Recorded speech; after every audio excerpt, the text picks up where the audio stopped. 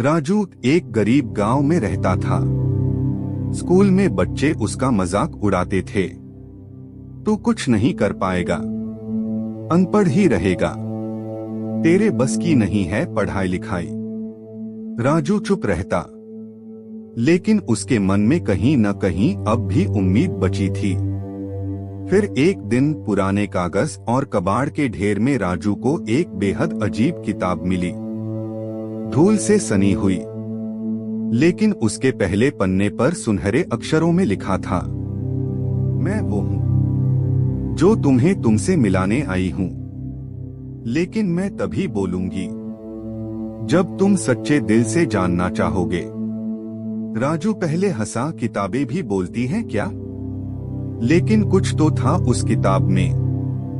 वो उसे घर ले आया। रात हुई, सब सो गए। राजू ने यूं ही किताब को खोला और बोला, अगर तुम वाकई बोल सकती हो तो कुछ कहो। और अचानक किताब से आवाज आई, मैं तभी बोलती हूँ जब तुम सच्चे हो, मेहनती हो और समय के पाबंद हो। अब हर दिन जब राजू सच बोलता, समय पर उठता और मेहनत करता, तो किताब उससे बात करती। हर दिन एक नया सबक, कभी संघर्ष का, कभी धैर्य का, तो कभी आत्मबल का। राजू को अब मजा आने लगा था। वो खुद से सवाल करता और किताब जवाब देती।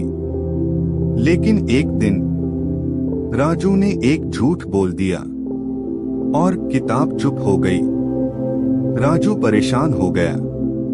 उसने माफी मांगी, खुद को सुधारा और पूरी मेहनत से फिर लग गया।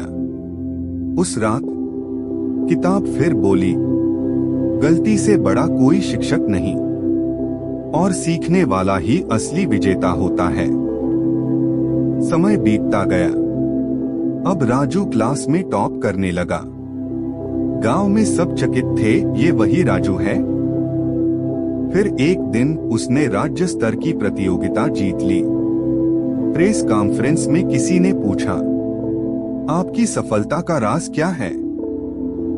राजू मुस्कुराया और बस इतना कहा, एक किताब ने मुझे मेरी खुद की आवाज लौटा दी। उस दिन के बाद वो किताब कभी नहीं बोली। शायद इसलिए क्योंकि अब राजू को उसकी जरूरत नहीं थी। इस कहानी से हमें यह सीख मिलती है कि असली ज्ञान बाहर नहीं, हमारे अंदर होता है।